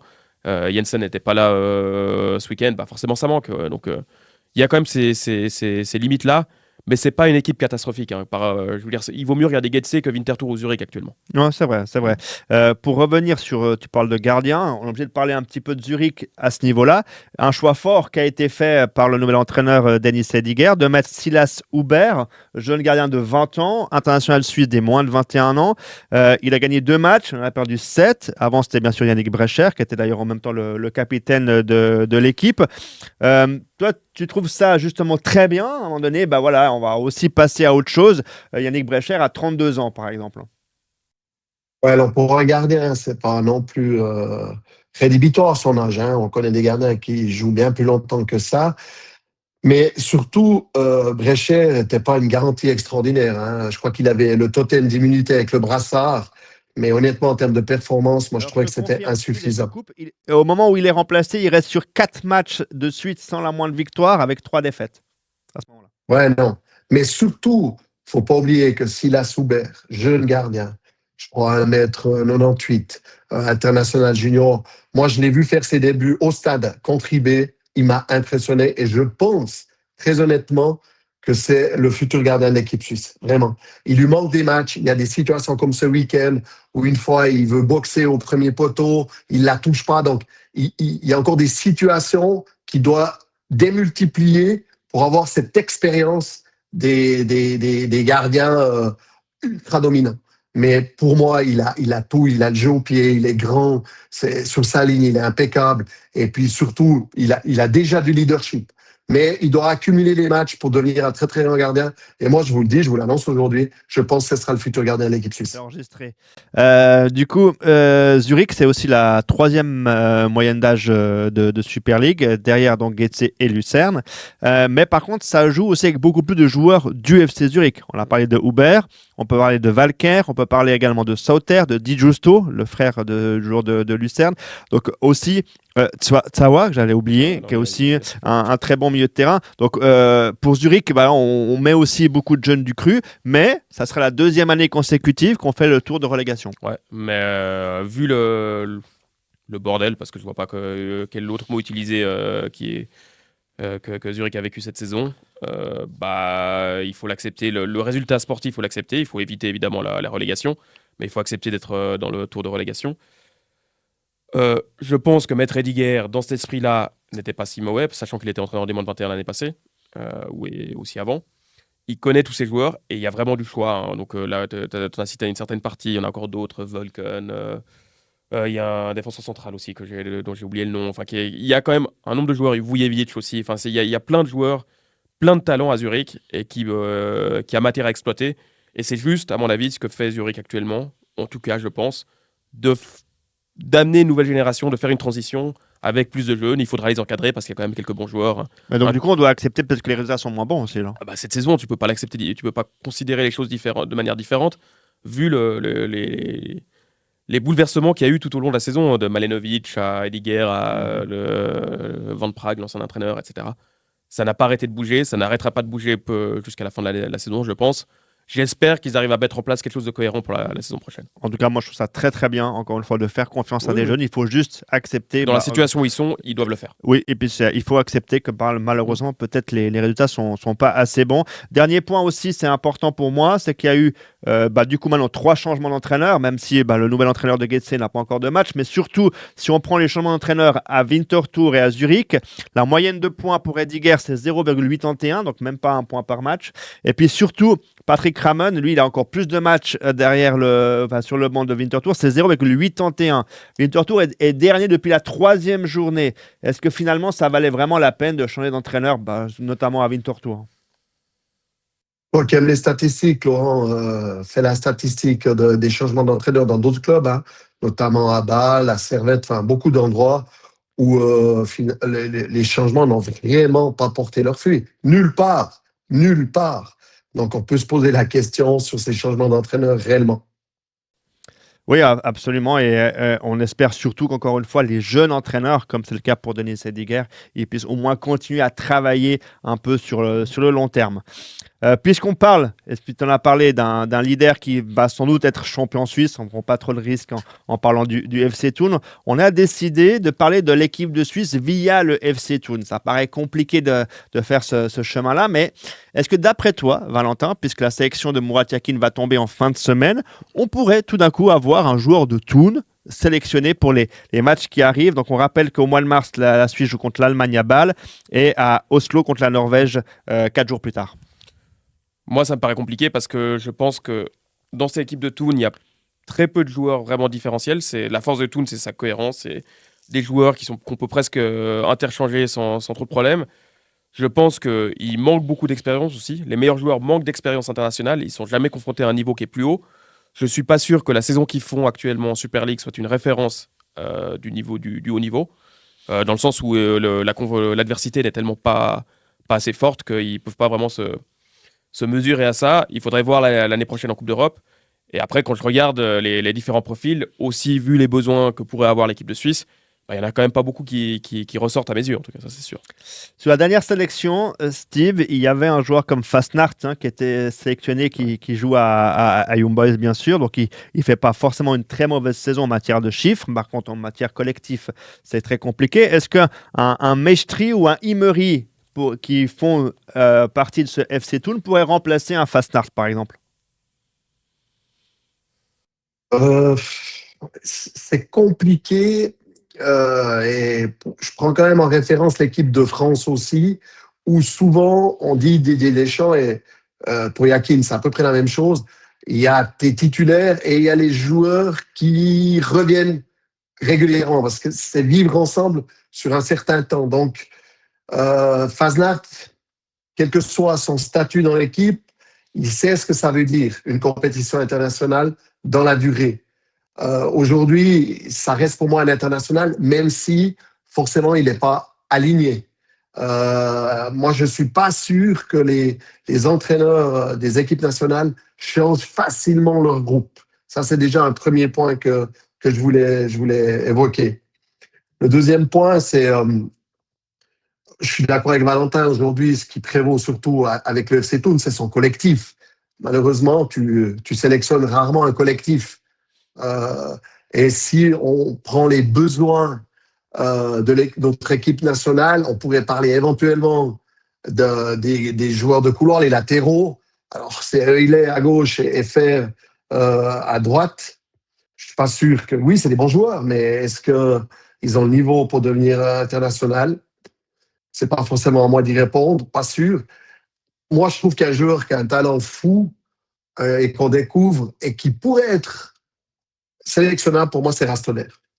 Ouais, mais il est pas Mais malheureusement, il a déjà joué avec l'équipe de Mais je voulais dire, mais c'est ce que je voulais dire, il n'y a qu'un problème, c'est qu'il n'est pas suisse. Donc, effectivement, je ne vois pas forcément aujourd'hui une sélection. Peut-être que lorsqu'un Fasnacht ne sera pas plus sélectionné, Henry pourrait venir dans la musique. Mais là, présentement, je ne suis pas sûr pour la prochaine Coupe du Monde. Je précise que Meshtri, il est international suisse des moins de 21 ans, donc il est, entre guillemets, dans la filière pour pouvoir ensuite rejoindre l'équipe A. Vas-y, non, mais Valentin. Meshtri, il est en effet lancé vers ça. Il va sans doute un jour ou l'autre, si c'est cet été ou l'été prochain, partir à l'étranger, se confronter à un championnat plus important, se développer aussi. C'est en 2005, je crois, donc il a quand même le temps de s'imposer à un autre niveau, de se confronter à un autre niveau. Donc lui, je pense qu'il a un profil pour y être un jour. Ça, c'est simplement la question dans l'avenir. L'autre, c'est Imeri.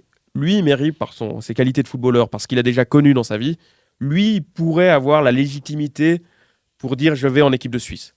Par contre, sa saison est bonne, mais elle n'est pas constante, elle n'est pas régulière depuis de bout en bout. J'allais dire, il n'est même pas toujours titulaire. C'est aussi le problème de Thun, c'est que les meilleurs joueurs ne jouent pas tout le temps. Donc, ou les joueurs les plus cotés ne jouent pas tout le temps. Donc, il y a cette variable-là qui rentre aussi en ligne de compte. Dans les joueurs de Piquet, il y avait un joueur comme Montero, il y avait Sanchez, les deux de IB. Est-ce que d'après toi, il pourrait tout d'un coup passer de Piquet à sélectionner, vu ce qu'ils sont en train de faire ces derniers temps? Je ne vois pas dans quel monde Murat Yetkin pourrait se priver d'Alvin Sanchez, notamment en vue de la Coupe du Monde. Aujourd'hui, il est revenu en forme. C'est un profil que la Donc Suisse toi, n'a tu pas. le vois sélectionner cette semaine? Pour moi, ça me paraît indispensable et je ne comprendrais pas qu'ils ne le prennent pas parce que là, on est quand même à 6 mois depuis son retour. Allez, 5 mois, c'était en octobre. Il est compétitif, il met des buts, il est décisif et il a un profil que personne n'a. Ouais, 8 buts, 5 passes en 20 matchs. Est-ce que Steve, toi, tu vois quelqu'un d'autre? Moi, j'ai encore un nom avant de te le donner éventuellement. Est-ce que tu as, entre guillemets, une surprise, un joueur que tu dis, moi, j'aimerais le voir en équipe de Suisse? Un joueur qui joue dans notre championnat suisse? Éventuellement, ouais. Moi, j'en ai un. Mais donc, Ouais. j'attends avoir ton idée. Non, mais sûrement que ton joueur idée est qui est en excellente. double quand même cette saison dans notre championnat, hein, comme on dit dans le basket. C'est 11 buts, 11 passes. Alors, je suis d'accord, c'est pas le plus grand des clubs. Ils vont même pas faire le top 6. Mais un Dick Justo. Est-ce qu'un Dick Justo pourrait pas avoir sa chance?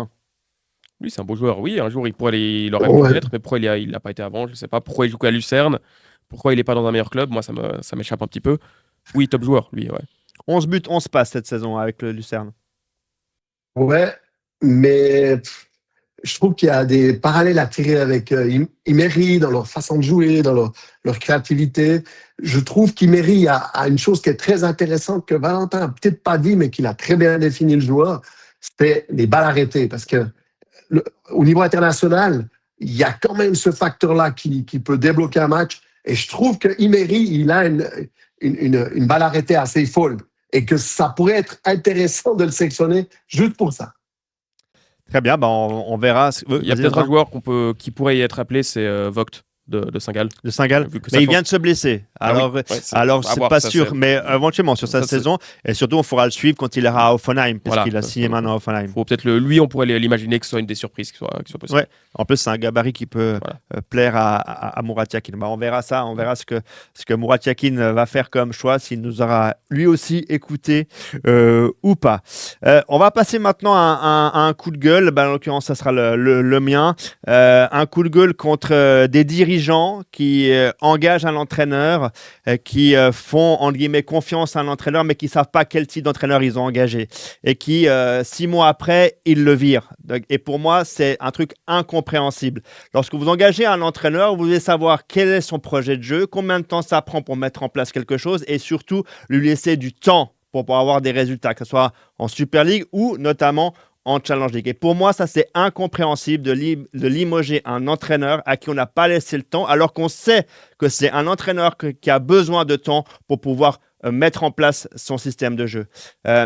Steve, quelle est ta réaction à ça? Donc, tu parles bien d'Urcea, puisqu'on va quand même mettre un nom à la personne dont tu viens de faire le hiatus. Incompréhensible. incompréhensible et ça montre une fois de plus le fonctionnement de nos dirigeants. Quand tu engages Urcea, tu sais déjà par son passé qu'il est dans un projet, mais que ça lui prend du temps. C'est pas un pompier, Urcea, c'est un constructeur. Alors, évidemment, à Noël, on change d'objectif. Il faut monter tout de suite. Alors qu'au départ, le projet, c'est un projet Urcea 3 ans. Je comprends pas. Alors, et puis, je crois qu'il y a d'autres paramètres qui rentrent en ligne de compte. À Yverdon, peut-être Valentin, c'est mieux que moi, mais voilà, on a engagé beaucoup de joueurs. Je ne suis pas sûr que les joueurs qui ont été engagés avaient des profils qui plaisaient à Urcea. Peut-être même que Urcea est soulagé de ce qui se passe. Certainement déçu de ne pas aller au bout de l'histoire. Mais dans le contexte, je pense qu'il était même soulagé qu'on lui indiquait la porte parce que je ne suis pas sûr qu'il travaillait dans les conditions optimales et qu'il souhaitait. Ça veut dire qu'aussi, lorsqu'on a engagé Adrien Urcea, on ne connaît pas l'entraîneur qu'on a engagé. On l'engage juste parce qu'il fait 3e avec Carouge. Mais on ne s'est pas renseigné ou on ne comprend pas en fait qui est Adrien Urcea.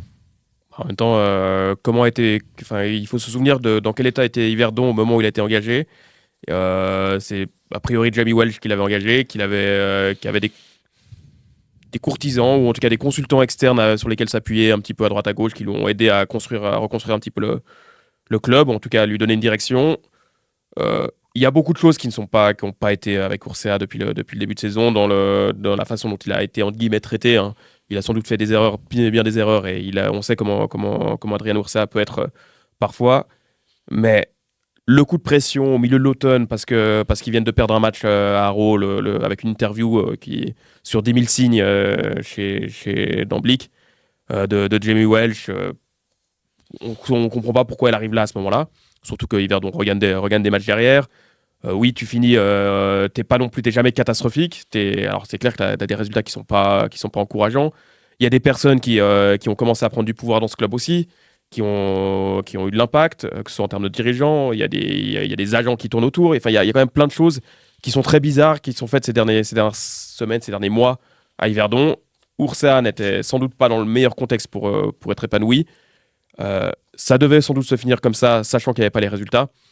Je pense qu'il n'y a que des perdants en fait, dans l'histoire au final. C'est dommage pour Yverdon. Alors peut-être qu'ils vont pouvoir redresser la barre avec Andermatt, peut-être qu'ils vont pouvoir se qualifier pour la Andermatt est quand même un coach qui n'avait plus entraîné depuis juin 2022. Voilà. Hein. Et qui n'est pas venu en tant que coach. Qui vont peut-être se qualifier pour la finale de la Coupe, tant mieux pour eux, mais je pense qu'il y a quand même eu des erreurs à bien des niveaux. Là. Oui, c'est vrai qu'aussi, tu as raison de le dire, Steve, je ne l'ai pas dit. C'est vrai que c'est aussi un entraîneur, aussi mauvais qu'il est, puisqu'il a été limogé, qui a amené Yverdon en demi-finale de la Coupe de Suisse. Ouais, alors ça aussi, je trouve qu'il y a un manque de reconnaissance du travail qui est effectué. C'est une dinguerie, quoi. Et puis, n'oublions pas que s'ils en sont là, c'est qu'ils ont sorti des Super League. Donc, je crois qu'on a juste, aujourd'hui, on donne plus le temps aux coachs. On n'est que dans les résultats. Évidemment, peut-être qu'on peut être déçu des résultats, sachant que devant, on a Vaduz et Haro qui eux-mêmes prétendent aussi à une promotion. Hein. Donc, c'est pas comme si on avait Bellinzone qui était devant toi. Je sais pas, je peine à comprendre où on veut aller exactement. Et de toute façon, je regrette. Et puis, pour faire un lien avec ce que tu as dit, Laurent, d'accord, en Super League, en tout cas, tous les nouveaux entraîneurs qui ont été engagés font moins bien que leurs prédécesseurs en termes de points par match. Donc, on verra à Yverdon si ça change quelque chose. Place maintenant au pronostic donc, de hors-jeu pour cette semaine. On va aller très vite. D'abord, mardi soir, Manchester City contre le Real Madrid. City va-t-il au moins gagner à domicile contre le Real? Gagner, oui. Se qualifier, non. Steve? Match nul. Chelsea, Paris Saint-Germain, le même soir. Paris est à l'abri d'une élimination à Stamford Bridge, Steve? Moi, même si Chelsea parfois fait des exploits sur des matchs retour, mais là, je crois que Paris a fait le plus gros en marquant ses buts à la fin du match et fait une différence de plus 3. Gagner, oui. Se qualifier, non. Alors moi, je mets victoire de City et victoire de Paris du côté de Londres. Et puis mercredi soir, est-ce que le Liverpool actuel peut se qualifier contre Galatasaray, Steve? Oui, mais chichement. Donc, victoire Liverpool. Pareil. Pareil. Ben, moi, je vais mettre X. Et comme ça, ce sera Galatasaray qui va passer. Parlons maintenant Super League avec samedi. Servette Grasshopper. Est-ce que Servette va prendre ses distances sur Getse? Changement d'entraîneur à Getse, choc psychologique. Allez, surprise, victoire de Getse. Getse. Match nul. Match nul aussi pour moi. Et puis, Sion-Saint-Gall, est-ce que c'est justement le meilleur moyen pour se rapprocher des places européennes pour Sion, Valentin? Ouais, je pense qu'ils peuvent gagner ce match. Je pense que Saint-Gall aura joué mardi, donc enchaîner directement sera un petit peu plus dur. Très bien. D'accord avec Valentin, fraîcheur prendra le dessus, victoire de Sion. Et moi, je dis victoire de Sion également. Et enfin, est-ce qu'on aura le droit à une réaction lausannoise du côté de Lucerne également ce week-end? Un match important dans la perspective du Relegation League. Je mets X. Valentin? Victoire de Lausanne. Et moi, je mets X également. Steve, tu dois malheureusement nous quitter. Donc, merci d'avoir en tout cas participé à cette émission. Merci les gars et à la prochaine. Allez, bye bye. Merci Valentin aussi d'avoir participé avec moi à cette émission. Merci à toi Laurent. Je rappelle qu'on retrouve Hors-jeu sur toutes les plateformes de podcast, Apple, Spotify, sur les réseaux sociaux aussi, Instagram, Facebook, YouTube, etc. Vous trouvez tout ça partout. Parfait. Merci bien. Ciao, ciao. Ciao.